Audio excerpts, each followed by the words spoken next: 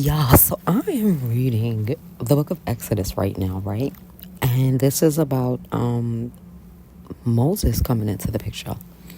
So, the birth of Moses and how things start with the Israelites and their oppression. Okay, first of all, then with their oppression, that in itself is a whole revelation that I got some notes for it. I'm going to do a video for it, but this right now is about the birth of Moses, right? Because reading this now, knowing what I know, I am convinced that his mother had the spirit of wisdom on her when she gave birth to him, right? Why do I say this? Because I was reading the King James Version. And in the King James Version, it goes like this. And there went a man of the house of Levi and took to wife a daughter of Levi.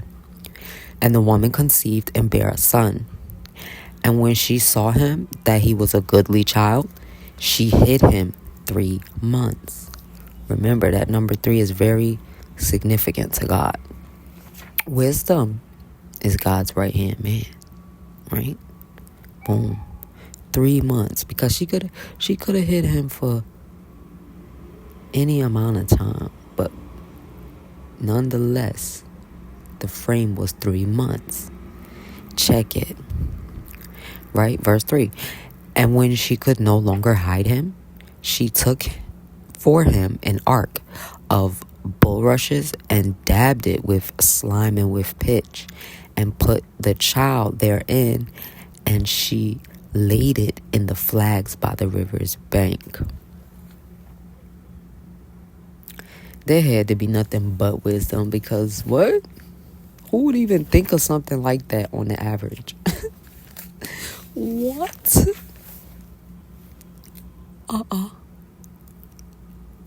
So, verse 4. And his sister stood afar off to wit what would be done to him. She basically wanted to see what was going to happen to her little brother.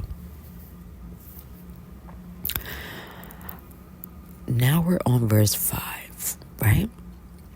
And the daughter of Pharaoh came down to wash herself at the river, and her maidens walked along by the river's side. And when she saw the ark among the flags, she sent her maid to fetch it. And when she opened it, she saw the child, and behold, the babe wept. And she had compassion on him and said, this is one of the Hebrew children. And she was correct. Wisdom, hello, is science. Because how else would she have known that? Science, wisdom, hello. Y'all. Then said his sister to Pharaoh's daughter, shall I go and call to thee a nurse of the Hebrew women, that she may nurse the child for thee? And Pharaoh's daughter said to her, go. And the maid went and called the child's mother. Y'all cannot tell me God is not real and he is not good. And the revelation that I got from that is, yes, in the word it tells us that all things work together for the good of those who love the Lord. But I want to go a step further and say that all things work together for the good of those who are chosen by the Lord. Because before we love him, we're first chosen by him. He chooses us before we even hit the earth. Following me? Moses was chosen for a specific assignment to lead the Egyptians out of bondage, right? So before he came to become a person who loved God, for things to be favored for him, you know what I'm trying to say, but like, right, he had to first be chosen. Y'all, this stuff be so deep. I tell y'all this, baby,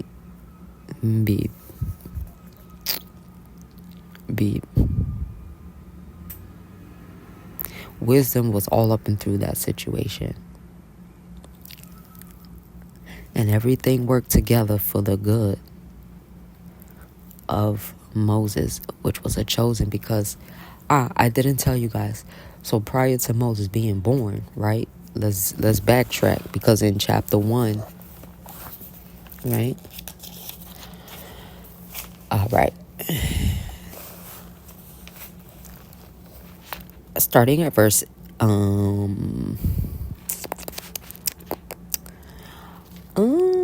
okay, I'll start at verse 6 in chapter 1.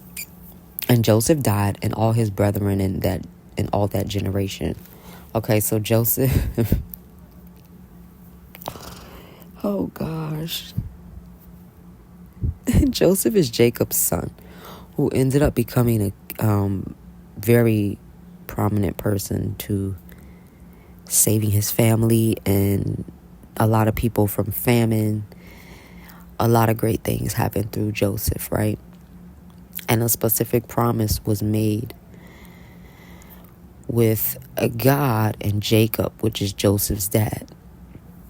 That, if I'm not mistaken, God and Joseph had their own thing.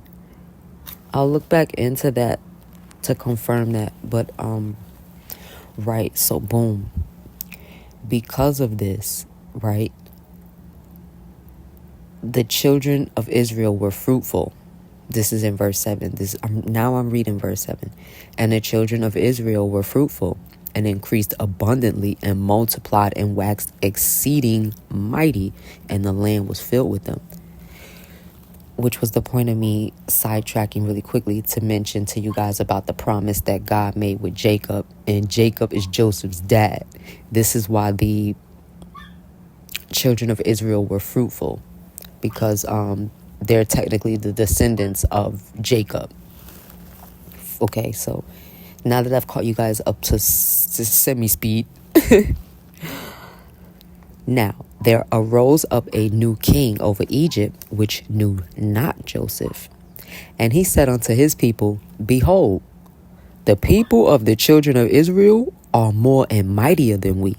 Come on, let us deal wisely with them, lest they multiply, and it come to pass that when there falleth out any war, they join also unto our enemies and fight against us, and so get them up out of the land.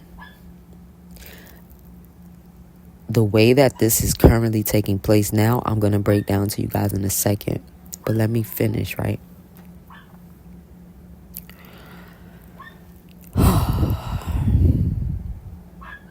Now we on verse 11.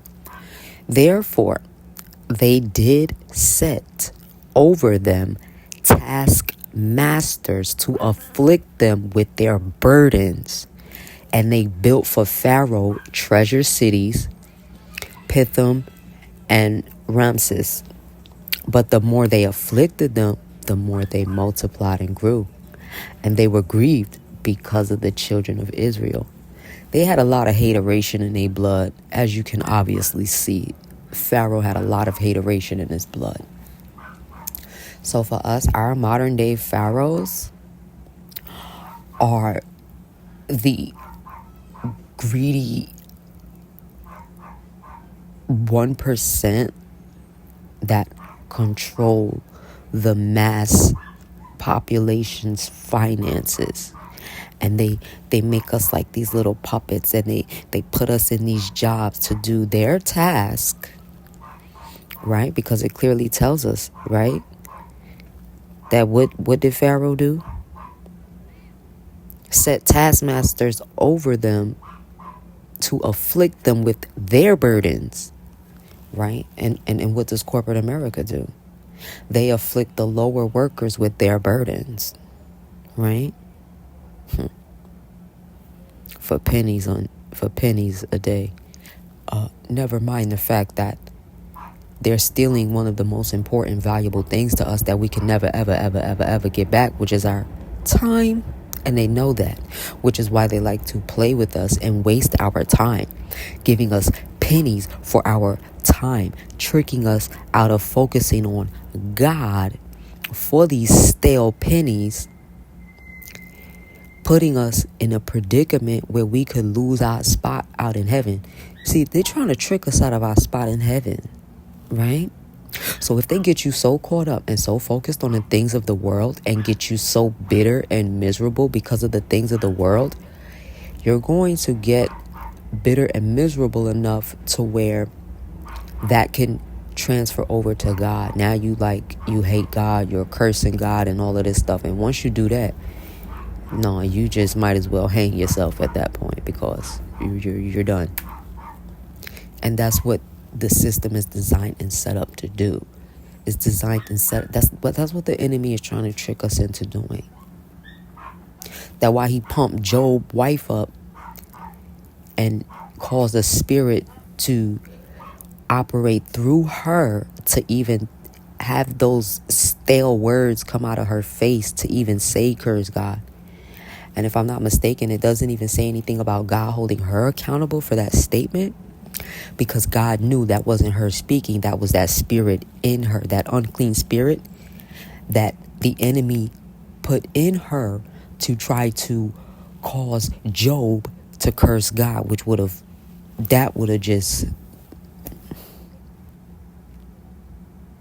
put Job in the same boat as Satan. And that's his overall goal, is to put us all in the same boat as him.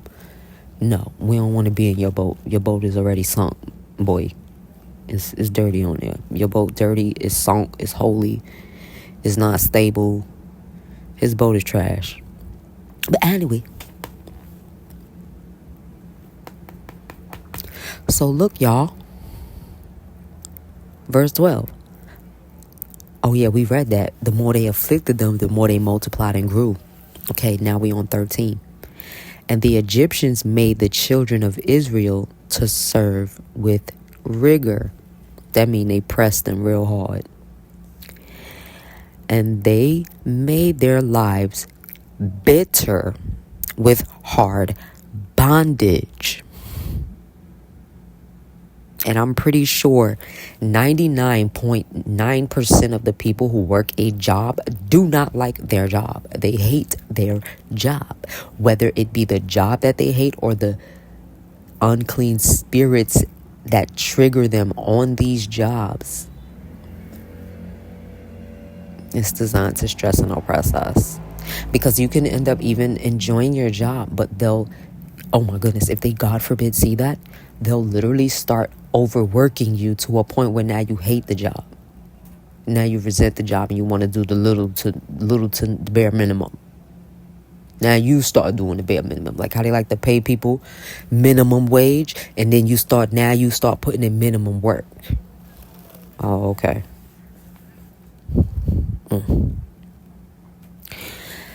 They made their lives bitter with hard bondage in mortar and in brick, and in all manner of service in the field, all of their service, wherein they made them serve, was with rigor. But then you had some midwives who were just amazing, because, hello, they were even mentioned in the Bible. And the king of Egypt spake to the Hebrew midwives, of which the name of the one was Sapphira, and the name of the other Puah. And he said, when ye do the office of a midwife to the Hebrew women, and see them upon the stool, if it be a son, then ye shall kill him. But if it be a daughter, then she shall live. I cannot imagine how many of God's chosen have been aborted because of the demonic spirit, that demonic Pharaoh spirit that continues to thrive, because that's really the drive behind abortions. Because here's the thing, right? Let's be real, because y'all know I like to keep it a band, right? So we're going to talk. Let's talk. Here's the thing with abortions, right? First of all, we're not even supposed to be having premarital sex, right? Boom, shaka-laka-laka, right? Okay, we end up having a premarital sex, whatever, right? If you do, when you do, and Next thing you know, you end up having a baby. You get pregnant. Now, what is that? That is a gift from the Lord. But because you went about it in the wrong way, sex outside of marriage, you're not even spiritually, mentally, physically, or financially able to care for that child. So now the cares of life drown you and stress you out to a point where that unclean spirit that was introduced into you through that unmarital sex is now pumping you up in the background, telling you to commit murder, because that's technically what you do when you do an abortion, is murder, right? So they pumping you up to murder one of God's creations, because we're all God's creations, right? So this unclean spirit is pumping you up to murder one of God's creations, right? So now they got you in sexual sin. Now they got you in murder. And who knows whatever other sick thoughts could manifest from this, because then also hatred can come, because now you have a hatred for the women, let me just speak from general. Now you have a hatred towards the other party for whatever reason, because of fear of an unknown, because once again, you're not even in any type of position to even take care of that child, right? And then there's also a possibility of, depending on the situation and the circumstance, if the baby's even yours, like, it's just so many things that can sprout from that one incident, right? Which that one sin can spiral out to like 40 different sins now. You see what I'm saying? Yo, this stuff is deep. But the midwives feared God. We on verse 17 now, y'all. And did not as the king of Egypt commanded them, but saved the men children alive, because I know that's right. Come on now. Shoot. They was operating in wisdom too. And the king of Egypt called for the midwives and said unto them, why have ye done this thing, and have saved the men children alive? And the midwives said unto Pharaoh, because the Hebrew women are not as the Egyptian women, for they are lively and are delivered ere the midwives come in unto them. Basically, they said, bro, listen, it was out of our hands. They so lively and fruitful. Boy, them babies popped out before we got on the scene. So, hey, we couldn't stop it. Sorry. Now, though this was a straight up lie, let me tell you once again, because everything works together for the good of those who God has chosen. Those midwives played a role, right, in allowing the men of that generation to be born. Moses was a part of that generation, right? Boom. As much as God detests lying, that lie, I feel, was excused. One, because of their fear of God. And it wasn't like they lied to betray God, but they lied for the will of God to be done. You get what I'm saying? It wasn't like they was just lying to be lying. They wasn't a rug, okay? They didn't lie just to lie. No, they lied to fulfill the purpose. Now, this is not me excusing, for people to go running around lying. No. Understand the depths of how strategic things are, right? Because with God, He is strategic and things are strategic, but the enemy is as well. And I severely got the full grasp of this last night when I watched that testimony. But look, verse 20. Therefore, God dealt well with the midwives, and the people multiplied and waxed very mighty. And it came to pass, because the midwives feared God, that He made them houses And Pharaoh charged all his people, saying, every son that is born ye shall cast into the river, and every daughter ye shall save alive. And I can only imagine this scumbag. The only reason he wanted the females to be kept alive was for sick demonic purposes. But I don't even want to get into that right now. The men, he wanted them killed because Moses was in that generation and he knew that. Well, not him, but that unclean spirit operating through him knew Moses was in that generation, and that unclean spirit wanted to keep those people in bondage, because keeping them in bondage would have equaled them being free guests to hell. How and why? Because they would have gotten so bitter in that state of bondage that they would have ended up cursing God. And then, yeah, that would have been it for them. And then this is when it goes into the part about Moses being born, which I read to you guys. But we'll shimmy down to verse 10, because I did stop on verse 9, which was the verse about his own mother being paid to take care of her child. How dope is that? God is so good. He spun that thing around to where Pharaoh wanted Moses dead, right?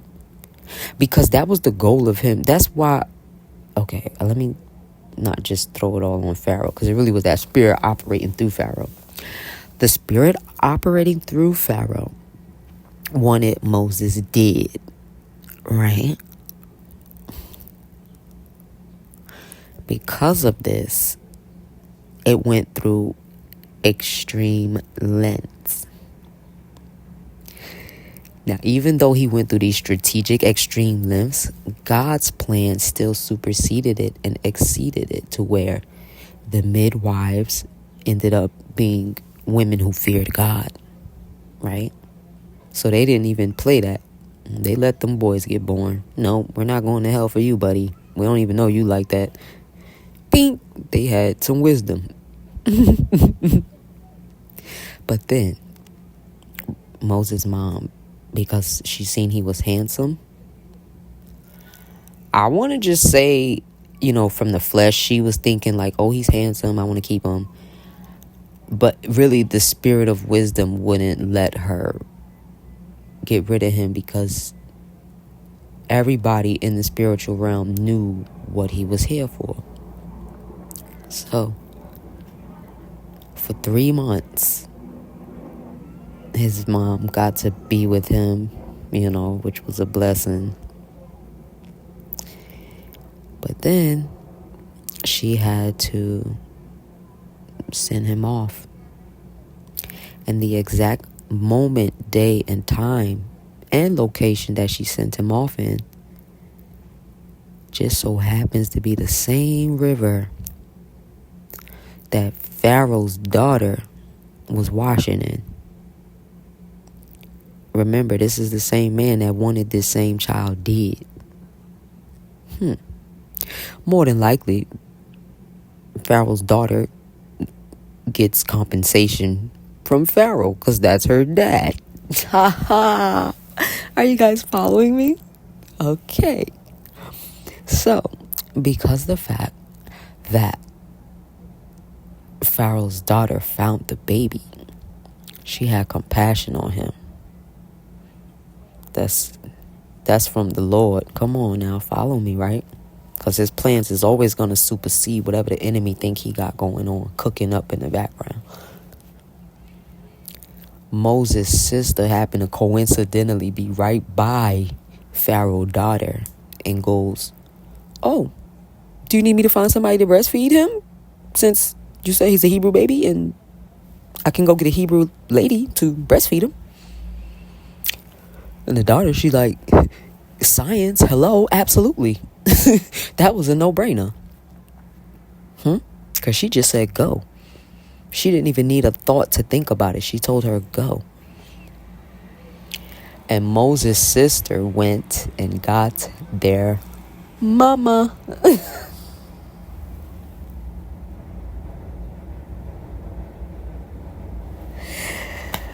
Oh my God.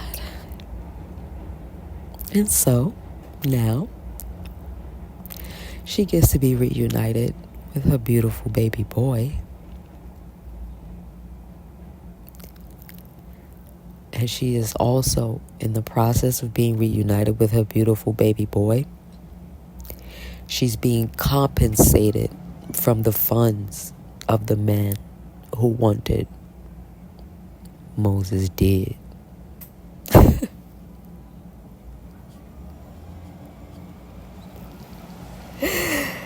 Ba-da-ba-ba-ba. I am loving it here. Oh my gosh. I am in literal tears right now. This is some good stuff, man. This is some good stuff. I hope this energy transmuted through this audio and you guys catch it and use it. Don't abuse it. Use it for a greater good. We love y'all. I probably actually will get back with you guys for another video of Exodus because this was really good. And right now I'm just going to flow in the spirit with my daddy and just let him lead me because remember we was doing, Proverbs of the day. That's mandatory every day. And the Matthew thing. But right now, I'm not going to lie. Matthew 5, I'm totally, for sure. But just give me a second. Because I have to do things in order. As bad as I fake kind of want to skip over 5, no, I have to be obedient and do it in order. But this was really good. And this is what I'm doing for my personal reading. So I just wanted to share this with you guys. But like I said, you guys be good and have a good rest of the day. Later.